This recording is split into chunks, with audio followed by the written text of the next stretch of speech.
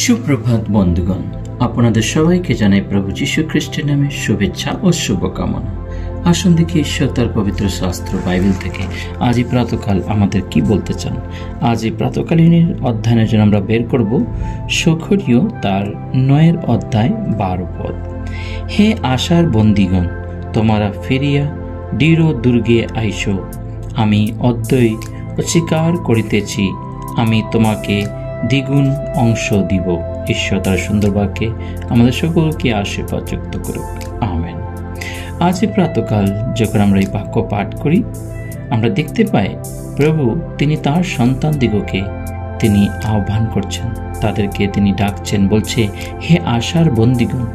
যারা সেই আশাতে, প্রভু যিশুর সেই আশাতে যারা অপেক্ষায় আছে, সেই আশা ধরা লোকদেরকে বলছেন, যারা সেই সাংসারিক সমস্ত জিনিসের মধ্যে বন্দী গৃহীত আছে, ঈশ্বরের পথে ঈশ্বরের কাজে যে আশায় প্রভুতে বিশ্বাস করে প্রভুর নামে জীবনযাপন করছে এবং তারা নানান রকম সাংসারিক সমস্ত যেগুলো ঈশ্বর প্রিয়জনক নয় সেই সমস্ত কিছুর মধ্যে বন্দী গৃহ আছে, তাদেরকে বলা হচ্ছে যে আশা বন্দীগণ, তোমরা ফিরিয়া দৃঢ় দুর্গে আইসো। হ্যাঁ বন্ধুগণ, ফিরিয়া দৃঢ় দুর্গে আসার কথা বলা হচ্ছে। এর অর্থ প্রভুর পথে ফিরে আসার, প্রভুর রাজ্যে ফিরে আসার, সেই প্রভুর পথটাকে জানার জন্য এখানে বলছে।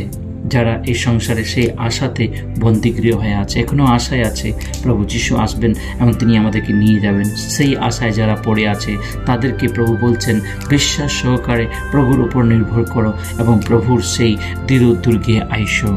এখানে প্রভু যিশু বলছেন আমি অদ্বৈ স্বীকার করিতেছি, আমি তোমাকে দ্বিগুণ অংশ দিব। হ্যাঁ বন্ধুগণ, ও দীর্ঘকাল প্রভু বলছেন অদীর্ঘকাল তিনি আমাদেরকে গ্রহণ করছেন এবং অদ্বৈ তিনি আজকেই সেই কথা তিনি বলছেন, আজকেই তিনি আমাদেরকে স্বীকার করছেন যেন আমাদের উপর তিনি দ্বিগুণ অংশ দিয়া তিনি আমাদেরকে আশীর্বাদ করতে যাচ্ছে। হ্যাঁ বন্ধুগণ, আমরা আজকে এই সংসারে বাস করছি, আমাদের জীবনে অনেক রকমের তাড়না, অনেক ধরনের লাঞ্ছনা, অনেক ধরনের পরীক্ষা আমাদের জীবনে আসতে যাচ্ছে, কিন্তু বিশ্বাস করুন, প্রভুর উপর নির্ভর রাখুন, সর্বদা সেই সত্য যিশুর উপর নির্ভর রাখিয়া নিজের জীবনকে সেই আশাতে নিজের জীবনকে আগে নিয়ে বাড়ুন। প্রভু আপনার আমার জীবনে কাজ করতে চাচ্ছেন আর করবে। হালেলুয়া। আসুন আমরা সবাই মিলে প্রার্থনা করি, এই বাক্য অনুযায়ী আমরা আমাদের জীবনকে প্রভুর হাতে সমর্পণ করি, যেন আমরা সেই প্রভুর দৃঢ় দুর্গে যেন ফিরিয়ে আসতে পারি। প্রভুর সেই দৃঢ় দুর্গে, হ্যাঁ বন্ধুকে, যেখানে প্রভু সর্বদা বাসস্থান করে, প্রভুর বাসস্থান, প্রভু যেখানে সর্বদা থাকেন, সেই জায়গাতে ফিরে আসার কথা বলা হচ্ছে।